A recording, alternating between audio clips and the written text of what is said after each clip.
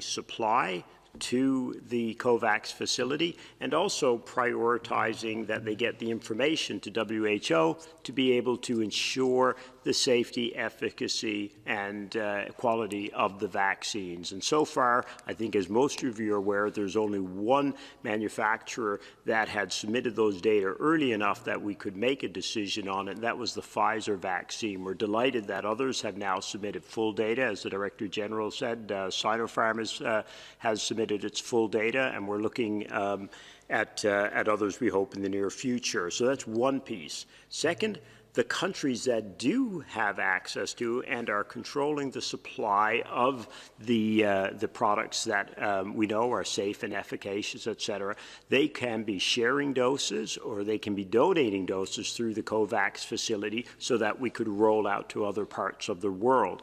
And then third piece is that the countries, as Kate would say, who will be using these products can actually put them to good use immediately. And that's complicated because our motto is no dose lays idle anywhere in the world. But frankly, the measure of the world's commitment to the equitable rollout of these products and our common commitment to this battle against COVID will be, the best measure of that will be how quickly the COVAX facility can vaccinate, because we need a world committed to that to make it happen.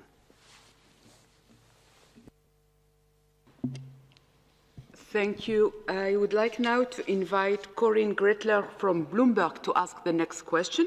Corinne, the floor is yours. Thanks for taking my question. I have one for Mike today. In August, you said Sweden did a good job in its fight against COVID, and I just wanted to check if your views have changed in any way during the second wave, as in, was Sweden maybe too slow to implement non-voluntary measures? And what would you say are the lessons to be learned from the Swedish approach? Thank you.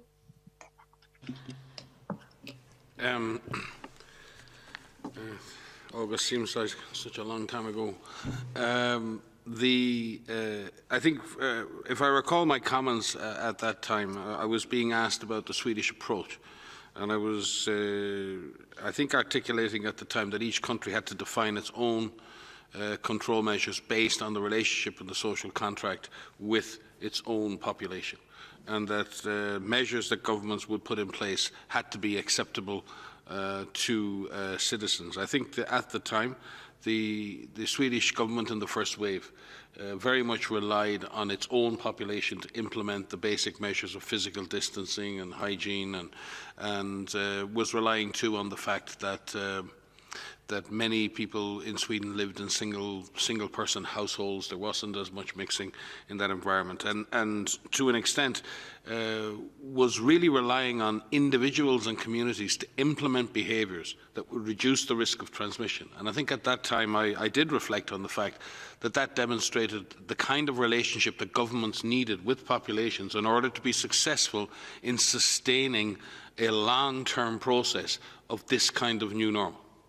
And I still stand by that. I still think we need those kinds of contracts where citizens implement without coercion and without being forced the kinds of measures that are in the interest of their health, their community's health, their family's health. I think the Swedish government themselves, the Swedish officials, did say, like many around the world, that a number of issues were missed during those first and possibly second waves, was protection of older persons, particularly those living in long-term care facilities. The specific issues related to migrant communities that lived in different social circumstances. We saw this in Sweden. We saw this in the Emirates or in the Gulf states. We saw this in Singapore, where particular groups, particularly migrant groups, were subject to higher levels of transmission because of the environments in which they were living, dormitory-type conditions, multifamily dwellings, etc. So all countries missed some of the key elements, in a sense, and learned those lessons in the first and second waves. And I do believe that this time around Sweden has implemented further measures, and some of those measures have involved more government-mediated measures, including the government advising and going beyond advice to more strict enforcement of public health measures. And again, it still comes back to that idea of what a government believes is the right way to behave with regard to its own population. These are democratic states, and they have to determine. Sweden has a very particular contract with its population. They believe they are acting in good faith and in reflecting the will of their people.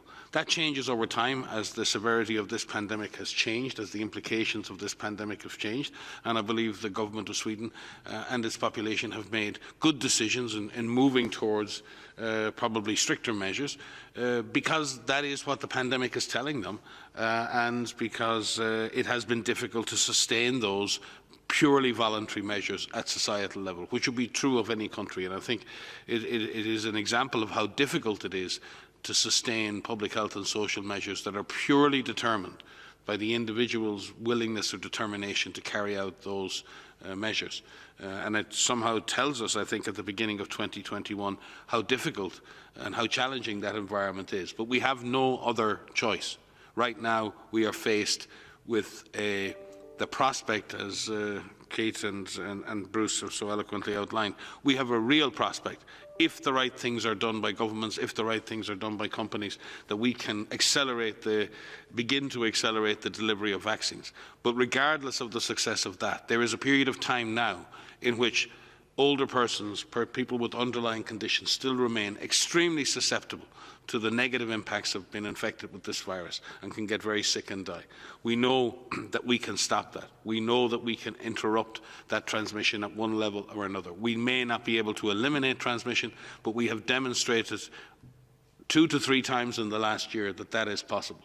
Many countries have had increases of incidence over the last couple of months. We are still discussing how much of that has been due to new variants. But the fact remains that the vast majority of that increase in many countries has been down to increased social mixing, down to people not abiding by the basic measures to protect themselves, others and their communities. And we need to redouble our efforts in that. We would say that Sweden, like all countries, needs to redouble its efforts and its population. But again, it is not for WHO. Let me repeat that. It is not for WHO to prescribe what nation states do in their sovereign interest and in relation to their sovereign relationship that governments have with their populations. We fundamentally believe that the Swedish government is acting in the best interest of its population with regard to the information that it has. All countries have to face this reality. We are there to advise. We are there to support. We are not here to criticise. Thank you. I would like now to invite a journalist from Al Mayadeen Television, Musa Asi, to ask the next question. Musa, are you online? نعم أنا معكم. هل تسمعني فاضلة؟ نعم. Go ahead, please. نعم. سأسأل باللغة العربية. عفوا. السؤال هو أن اليوم عندما نرى كل هذه الطلبات من الدول الغنية للقاحات هي بمئات الملايين، نشعر وكأن دور الدول الفقيرة سيتأخر كثيرا، أكثر من 3 أشهر. هناك ملايين أو مئات ملايين من اللقاحات مطلوبة من الدول الغنية. اليوم رأيت فيديو من لبنان على سبيل المثال، أطباء وممرضين وممرضات يبكون لعدم قدرتهم على استيعاب المصابين الجدد في مستشفياتهم، وهناك أشخاص يموتون أمام المستشفيات. سؤالي للدكتور تدرس، هل دعوتكم للعدالة في مواجهة الوباء، وهل دعوتكم للعدالة في توزيع اللقاحات على العالم بأكمله فقيرا كان أم غنيا، هل هذه الدعوة باءت بالفشل، ومن يفشل هذه الدعوة؟ شكرا. Thank you, Musa. So your question was on equitable access to vaccines. I would like maybe to start with Dr. Elward, if he can provide an answer. Thank you very much, Musa. I'd first like to highlight the importance of the point you made about health workers. And indeed, these people are at the front line. They're highly exposed to to this virus because they're trying to save lives and take care of people with the disease. And indeed, our first priority is working across the world with countries that have doses, with manufacturers to get initial doses that we can get out to all all countries, not just high income, but right across all countries for vaccination of that crucial group to ensure they are protected as they continue their important work. And indeed, everybody is making high orders for vaccines. And I want to be very clear that the COVAX facility also has high orders. When you say that they're making high orders from high-income countries, we also are making high orders for the low-income and low-middle-income countries.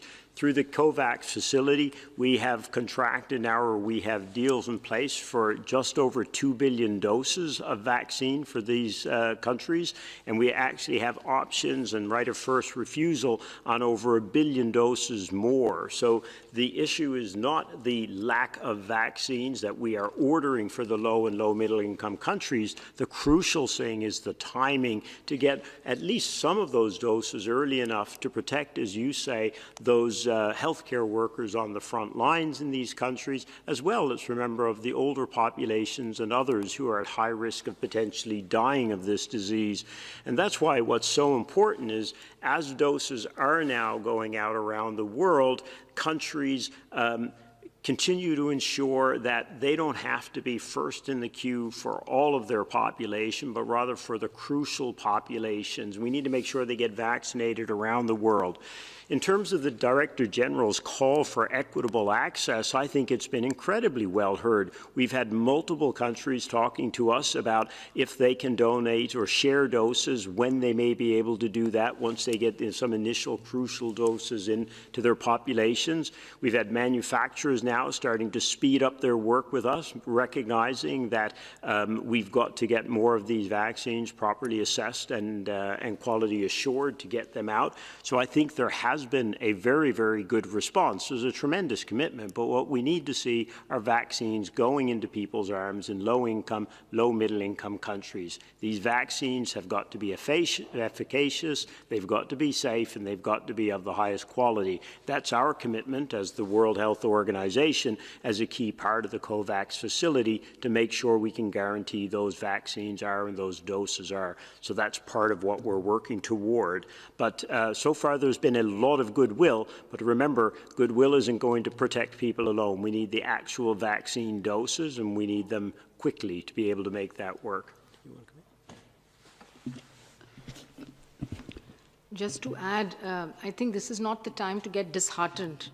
You know, we've made incredible progress, and a year ago, nobody would have predicted that there would have been not one, but several vaccines against this new virus that have been developed, manufactured, produced, and distributed. So this is a testament to scientists around the world, both in the private sector and the public sector, who've worked together, you know, governments who've supported them, companies who've manufactured them. But it does take time. It takes time to scale the production of doses, not just in the millions, but here we're talking about the billions. So we have to be a little bit patient. The vaccines are going to come. They're going to go to all countries. But meanwhile, we mustn't forget that there are measures that work. And as Mike was saying, I think it's really important to remind people, both governments as well as individuals, on the responsibilities and the measures that we continue to need to practice for the next, well, for the rest of this year at least, because even as vaccines start protecting the most vulnerable, we're not going to achieve any levels of population immunity or herd immunity in 2021. And even if it happens in a couple of pockets in a few countries, it's not going to protect people across the world. So the public health and social measures, which are tried, tested, known to work, are important, even as we start scaling vaccines, starting from the most vulnerable and then expanding to cover the whole population. Thank you. I would like now to invite John Cohen from Science to ask the next question. John, are you with us? I am, thank you. I well understand that different countries want to test vaccines to create confidence in them, but can you point to any specific evidence that different races or different ethnicities or different genetic backgrounds have had different immune responses or side effects? Sorry, my voice is cracking, to any vaccines against any disease? Thank you, John. Dr. Swaminathan? Yes, this is a really good question, and I think it's something that should be debated with the regulators around the world, because as you rightly point out, this is a regulatory issue. Countries want to see data on their own subjects, thinking that there might be differences. I cannot think of any vaccine, for that matter, which has had differences in response in different ethnic groups. One might have a different side effect profile, but again, this depends a lot on the reporting, and that's why we're putting in place systems to ensure that there is good adverse event reporting, especially from the countries where there's been early rollout of vaccines, both from countries that have well-established pharmacovigilance systems, but also from the others. So this is an area, and the Director General mentioned a couple of meetings that will happen this week. The first one tomorrow, looking at research priorities on the variants, but the one on the 15th, on Friday, will look at the research priorities around vaccines for 2021, acknowledging that we're in a different position today than we were in 2020. But there are lots of unanswered questions, but I think your particular question, John, on whether we need trials in all countries is a good one, and there isn't really a scientific basis for wanting that to happen. Maybe Kate want to add something to this. Just to contribute to this, this is from a science perspective, as Sumya said, I think you lumped in your question a lot of different variables. There are examples of vaccines that have variability in their vaccine effectiveness. Rotavirus is one example, pneumococcal vaccine, Hib vaccine are two other examples where we do see some variability of vaccine efficacy. But you pointed to ethnicity or genetics, and where the variability has occurred is more likely to be around the burden of disease and the underlying conditions in the population that have affected the vaccine efficacy. For rotavirus, of course, this is a completely different vaccine than what we're talking about for COVID, and certainly has to do with underlying gut immunity and those sorts of things. So there are, in fact, examples where it is important to evaluate vaccines, especially for those populations that have the highest burden, because we absolutely want to make sure that the hurdle that the vaccine has to jump is going to be that hurdle that is most impactful in the populations that need those vaccines the most. I think the question really is there an underlying reason to believe for COVID vaccines that there would be variability according to any of these criteria? Certainly evaluating vaccines, whether it's in the pre-licensure or pre-authorization phase, but certainly in the post-use phase, the post-deployment phase, where we're measuring and quantifying the impact of those vaccines across a range of populations and across those variables that could have an impact on them, so that we can improve the vaccines. There's almost no vaccine that has stayed static. We do always make an effort to improve all of the characteristics of vaccines to make them ever more impactful. And so we shouldn't also see that where we start from with a vaccine is necessarily the optimum vaccine, either from a delivery perspective or from its impact perspective. So I think there is some reason, but I really want to support what Sumya said. We should not be going down the route of requiring or expecting that each of these vaccines is going to be or need to be evaluated before they're used across a broad range of populations. I think we want to know that they work, they have the biologic effect that they're designed to have, that they're safe, that they can be manufactured at scale and at quality, and to deploy them while we continue to learn about how to optimize. Thank you to both of you. I would like now to invite Dr. Elwer to add. Sorry, I just want to make one last point on this because it's so important, right? We look at three characteristics of these vaccines. The quality, which is a function of how these things are made and regulated, et cetera.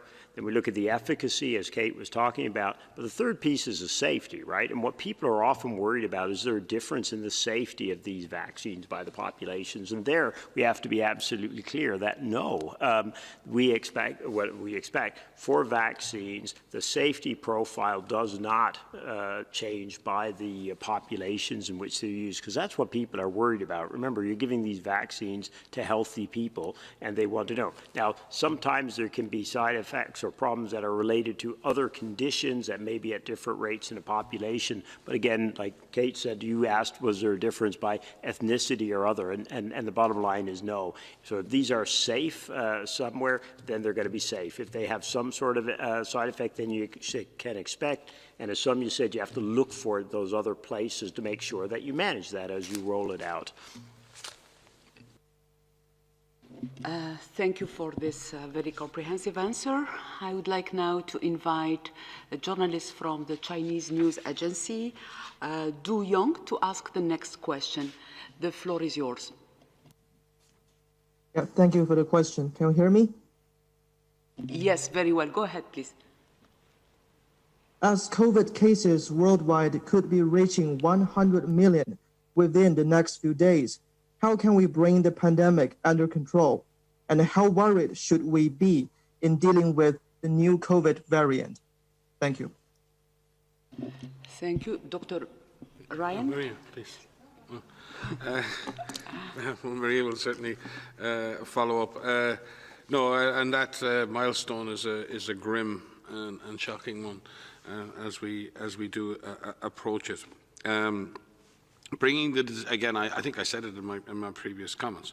We have the prospects of vaccines that we fundamentally believe will have a major impact and relatively quickly once we have vulnerable populations vaccinated on severe disease and on mortality. And that's the first thing we need to do with those who are getting severely ill and dying from this disease.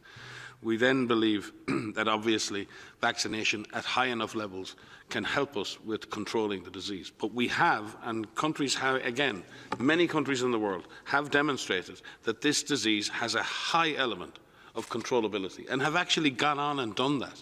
Others have not been so lucky for different reasons. The disease has come early, it has entered silently, they've been caught unawares, they haven't been able to sustain a response over a long period of time. Surveillance systems have been weak. The populations have not been willing or able to implement long-term behavioural measures or comply with quarantine and isolation, and the list goes on. But again, this disease can be significantly controlled by the application of the measures that we have been outlining here for a year, by the implementation of a comprehensive strategy that focuses on reducing transmission, on reducing mortality, and on developing the tools that Bruce and so many others have been working on over the last year. So I'd love to be here with new answers for you. I'd love to be here saying there are other things we can do. All we can do is pick ourselves up and take the fight back to the virus. For those of you who have the virus under control, do not lose control. Look at what other countries are suffering as they have lost control of the virus. So if you're in a low incidence or a zero incidence situation, keep it up. It is worth the effort. If you're in as many countries are, in a difficult transmission environment right now, there are no other options but to do what you've done before. I see in my own country, in Ireland, which has suffered a massive increase in cases over the last number of weeks, had done extremely well in 2 surges of disease, had brought the disease under control, and has suffered one of the most acute increases in disease incidence of any country in the world over the last number of months, and not due to the variant, let me add, but mainly due to increased social mixing and reduction in physical distancing. The government and the authorities there have taken, and the community have taken immediate action over the last 2 weeks, and already we're starting the disease numbers starting to drop, the positivity rates starting to drop, and we are seeing the National Virus Reference Laboratory there doing superb surveillance for the new variant strains, which they are tracking. They have not been the driver of new transmission, but new variants can and will emerge. Some will be not significant in terms of transmission or in terms of severity. Some may be, and that is why we need a comprehensive monitoring framework to keep an eye on those and ensure that our measures are adapted as needed. Right now, there is no evidence that variants are driving any element of severity. There is some evidence that variants may be increasing or adding to transmission and in some sense giving some extra transmissibility to the virus. I was talking to my colleague Tony Houlihan, the Chief Medical Officer in Ireland earlier, and we were almost saying like this was like adding a substitution in the second half of a football game. It doesn't change the rules of the game, it doesn't change what you do, but it gives the virus some new energy, some new impetus. It adds to the challenge you face because the opposition is bringing on some new players to the field. It doesn't change the rules of the game, though. It doesn't change what we need to do to win. It just changes the strength of the opponent. And in that sense, we have to take from that that we just need to redouble our efforts. So thank you for the question. Maria, you may wish to add. I was just laughing at your sports analogy because I'm terrible at sports analogies. I think the whole point is that, you know, this virus is controllable, even these variants that we are seeing. Having variants become identified because we have good sequencing that's happening globally and that's increasing globally. The fact that we are identifying variants that have increased transmissibility in some situations is not good. It doesn't help the situation. It makes it that much harder, but we still have control over this virus. There were increases in transmission in a number of countries before these variants were identified, before these variants were circulating, and that was due to increased mixing of people. There's no way around that.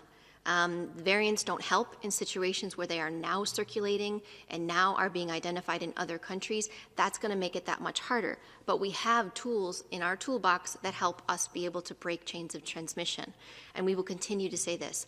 What we do need are countries that are facing incredibly intense transmission. We should also note that that's not universal across the world. Transmission intensity is really concentrated in some countries. Just look at our website and you can look at our dashboard and see where transmission is most intense around the world. And in many countries, some of those countries have shown us over the summer months in the Northern Hemisphere that they could bring transmission under control. Transmission was down to single digits in most countries across Europe over the summer. And we lost the battle because we changed our mixing patterns over the summer, into the fall, and especially around the Christmas and New Year holiday. The number of contacts that individuals had and their families had increased significantly over the Christmas and New Year holiday, and that has had a direct impact on the exponential growth that you have seen in many countries. Some of the exponential growth we've seen in countries is almost vertical. It's not even at a slant, it's almost vertical. But that doesn't mean we've lost the battle. We have to make sure that we as individuals do what we can to limit our contact with other families outside of our immediate family. The biggest thing that we can do right now is keep our physical distance from others. And I know that's really difficult, but it's true. We can increase our distance to some respects by wearing masks. We can make sure that governments provide a supportive environment so that if we are asked to stay home, we can stay home. That our children can be looked after, that we can still put food on the table. All of that needs to be supported. The fundamental aspects of the public health and social measures of active case finding, cluster investigation, isolation and clinical care of cases, quarantine, which is supported of all contacts, this is what breaks chains of transmission. We can look for the next shiny bullet, we can look for the next thing that can help us, but it all comes back to those public health and social measures. Vaccines and vaccinations are an incredibly powerful tool, and as you've heard all of us say, we don't just have one safe and effective vaccine, we have many, but it's going to take time for those to come online. In the meantime, there's much that we can do. We just have to do it. And it will be hard, and we're with you because we're in an area right now that also has intense transmission, but we need to put in the work. So please do what you can as individuals, as communities, as leaders of your families, as leaders of religious leaders, government leaders, to put a system in place to help people limit their contact with others while remaining socially connected with their loved ones. But we can definitely do more to try to turn the corner and bring transmission down, because many countries have shown us that they can do it already. And as Mike said, those countries that have brought transmission down, keep it down. Do everything that you can to keep it down. Because many countries are showing us that they've found that balance of adjusting the public health and social measures while opening up and keeping transmission low. If any cases are identified or any clusters are identified, really quick, rapid, aggressive investigation of those cases so that those small numbers of cases do not become community transmission. And we have been shown over and over again that countries can do this. And so even countries with intense transmission can turn it around. Vaccines will be another powerful tool, but it will take some time. So hang in there, remain focused and determined, to do what you can to be part of this fight. Thank you. Let's move now to Italy, inviting Sondra Marzano, Italian television, Channel 7, to ask the next question. Sondra, are you with us? Yes, thank you for taking my question. And my question concerns the issue of the report written by some researchers from Venice office of WHO Europe. This report was published on the 13th May and disappeared from the site of WHO after 24 hours. And this has become very integrated and urged that Italy did not have an updated influenza pandemic plan, and that in part the Italian response to the virus was chaotic, improvised. Sandra, can you just tell us what is your question, please? Yes, I would like to ask you for a clear and definitive answer on what happened. Was the report from the Venice office withdrawn because disappointed the Italian minister, or because was the minister not informed? In this case, who should have informed the minister? Mr. Ranieri Guerra, who was sent by the Director General to have a direct relation with the minister? Thank you, Sandra. Francesco Zambon, who was the responsible of this report. Thank you, Sandra, for this question. I think we've dealt with these questions in the past, and I'm not going to go back over the specific issues around what was posted on what website on what dates or not, because I'll certainly get it wrong a month later. I would refer you to our colleagues in the European region and to Dr. Hans Kluge's staff who are dealing with this matter, and I don't want to cut across, and it's not that I don't want to give you information, I just don't want to cut across what they have been doing to analyse and to clarify on these issues. So I'm sure we can follow up directly with you in the aftermath of this conference. I know that Gabby Stern, our Director of Communications, has been dealing with our colleagues in Euro, and I'm sure Gabby and her staff will get you the information that you need. Thank you. The next question is for NHK. Shoko, are you with us? Hello, Fadila, can you hear me? Yes, very well. Go ahead, please.